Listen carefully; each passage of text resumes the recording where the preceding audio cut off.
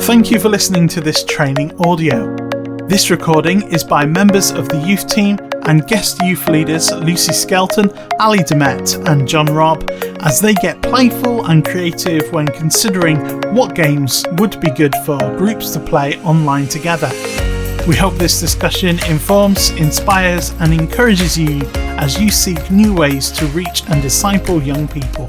We're not going to play a game, don't worry. But what kind of games do you think you can play? Like, I genuinely have this kind of dream that you could say, all right, go and find something blue in your house, and all your young people will literally run off, come back with something blue. But like, that's one game. What other kind of games can we think of, just to be really super practical for some other people? What can we play? What can we do? Yeah, we were thinking Bring Me, but maybe doing it so that you kept it just within one room, the room that they were in. So that then you're not going to lose people, like taking forever to come back. Apparently the group last night used that down south. That worked really well. They also did Jenga, where say you were playing Jenga, Ben, and then everyone would say which bit they wanted to pull out of the block. Apparently it worked well. Wow. I was thinking if you did use the breakout spaces, you could still play something like Psychiatrist or Follow the Leader or something, because you could send one person to the breakout room, decide what the rule was going to be, bring them back, and then you could play Psychiatrist still. And then I was thinking what could be quite funny is, you know, that game where you have to try and count to 10, but there's no rules. So say I'd go 1, and this will say 2. But then if you two people speak at the same time, you go back to 1. So yes, some stuff like Geraint Harris at St John's Allel is a minefield. Like he just like a mine, not a minefield, a mine. He just like this. It was about I don't know what time it was. He said, "How are you doing, mate? We'll pray for you." Blah, blah, blah. It's about 11:30, and then I was just saying, "Oh, you know, I've got all this stuff." Trying to think, and just a billion games just came out of his brain. So he's got a lot of good ideas. I'm trying to just find. We were thinking things like 2 Truths and a Lie. Easy to do. There's a game, I know it is Have You Ever, but I think on TikTok it's now called Put a Finger Down Challenge. So you could hold up your 10 fingers or 5 fingers or however many you're doing, and have you ever eaten a bug, and play it that way. Would you rather? That game's easy to do. We've played a game before called What's in the Hat, where we have a whole bunch of items in a hat. Someone has to put in, and they've got to describe it, and the others have to guess. We could do something very similar, where everyone's got an object with them, but they don't show it on the screen. They've got to describe it. Other people have got to guess what it is. Yeah. Then we were also thinking through some quiz games where they can message in the answer. So either text it into one of the leaders, or if we can. It would be harder if people are just using phones, but having another chat service open at the same time as being on with Zoom, doing it that way. Kahoots could maybe be something. I haven't used this yet, but I know they use it in schools. Like Alad uses it, so that could be something that you could do a Kahoot. That could also. And that's the quizzing thing, isn't it? So use that platform for that. Mm-hmm. Or the story maybe of like when everyone says a sentence and then the next person has to say something. Just to that could work. And then we did one last night. It was just very quick, kind of as people were coming in, because not everyone comes in at the same time. So we thought, let's have some sort of icebreaker activity as people come in. So they were coming in, getting them to familiarise themselves with the setting, but also go and find a mascot that's going to be with you today, and things like that. So they tried to go and show us the teddy bears and random things, or broken ping pong balls or something, whatever. The weirdest backgrounds they could go against, someone else suggested.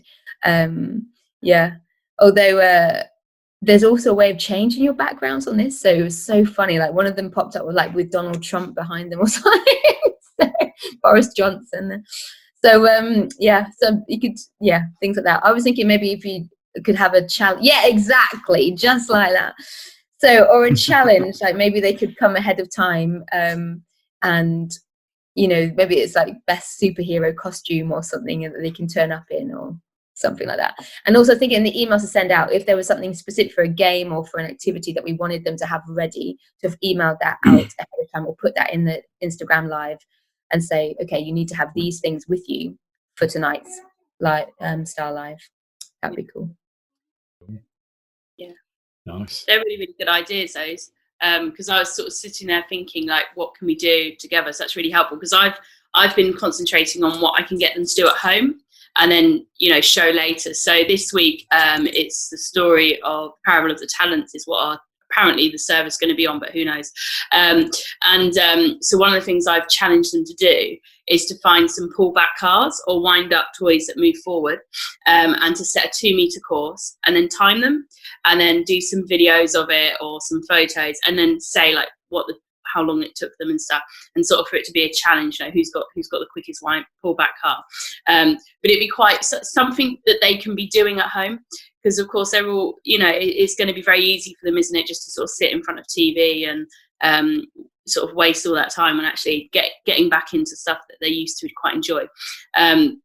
So that's one of the things. So I recorded a video of me doing it, a very sort of classic YouTube, no sound, you know, just background track on it, of me doing it in the church hall the other day. But then to try and get them to talk about that, and then maybe during our chats they can actually show us, you know, oh, this was what I used, you know, it was rubbish, you know, it was really good or whatever. And then their little brother can go in and go, I want my car back. So I've been sort of thinking how I can get them to do stuff at home. So it's really good hearing things about what we can do in group chat as well. The Jenga one sounds really interesting. And potentially you could form a lot of arguments to that, couldn't you? No, you pulled it too hard, you wanted me to lose. But yeah, so they're really, really good ideas. And I guess it's just like thinking through, isn't it, what would you normally do with them in a group, and then how can you take those normal things and just adapt them to do them in sort of the online conversation setting. And as youth workers, we're pretty good at making things up, aren't we, on the spot, and thinking, let's just do this, whatever. So they're fantastic ideas. So we did that partly. I wasn't planning to do this last night, but we ended with a bit of a Penty prayer. We do it often at youth group, where we all pray at the same time, just out loud. So that was really cool. So, you know, 24, and there was obviously lag, like some people were, and we also got them to read Psalm 23 all together at the same time, which then was a big mess of a noise. But then I was saying, okay, it sounds messy, now it's messy, but, you know, there's still truth in this. So that praying out loud together. And also, I don't understand how this works, but Matt, I could ask him, our intern from New Wine, he was able to put his audio from his Logic or something, like program, through Zoom audio, and then he could actually play tracks like that he's made, like worship tracks that then he can use, and I don't know. So anyway, he could play. We had worship last night as well through it. So it is possible. I don't know how he did it, but he did it. And we just had to mute ourselves so that there wasn't weird, again, lags of people at different times. But that was really cool to all be actually singing together at the same time. Licensing for things like that, but that's. But I think it's okay because it's not being. Yeah, we looked at all that. I think, yeah. You'd be able to do that within a closed setting. So, yes, sorry. Yeah, that's okay. No, Facebook Live, it's all right. We were talking about it the other day and we're like, Facebook Live, we probably can't do that for something else. So that's good. I saw someone playing Linky. So I don't know if you guys have seen Linky, but like an en masse game of Linky. We played it while we were away last week, but as a team. But like you could do that with different people, and one person reads out the cards and they're the quiz master and everyone else has to get it. And I guess there's so many different things that we can adapt, can't we? And I think that's on one hand, this is kind of a weird time to live in, and to be faced with these dilemmas is quite odd, especially if you've been 5 weeks in post. But at the same time, it's quite an opportunity, as we've already said. Like there's so many different chances and an opportunity to kind of connect with people, and social media becomes sort of part of that as well, because I guess people can follow from different places. And yeah, I guess as a little plug, we in the Board of Ed at Blackburn Diocese, we're launching something on the 13th of April called The Framework, which looks to sort of dissect the different rough elements of what might be in a youth work session, and start to kind of put some of that on each day on social media to try and connect with young people and aimed directly at young people. So that's quite exciting for us, but it's interesting. We're hoping that if we can sort of start to model that, there might be some opportunity for churches to be able to kind of join in that and to sort of be part of it and to take that model. And it's, as we say, in some ways we live in a weird time. but it's also really exciting, the opportunities that might come our way because of it. So yeah, I think that is everything, folks. Thank you, everybody, for listening. We will just try and keep the conversation going and encouraging youth leaders across the area. So please get in touch if you've got any good advice, any tips and tools. We'll try and put all the links on our blog, on Facebook, and wherever we might post this. And just hope that's an encouragement and a resource at this time. And let's all keep trusting God and keeping going, and it'll all work out good. We hope that you've enjoyed listening to this talk. For more resources and training, please visit the resource area at bdeducation.org.uk.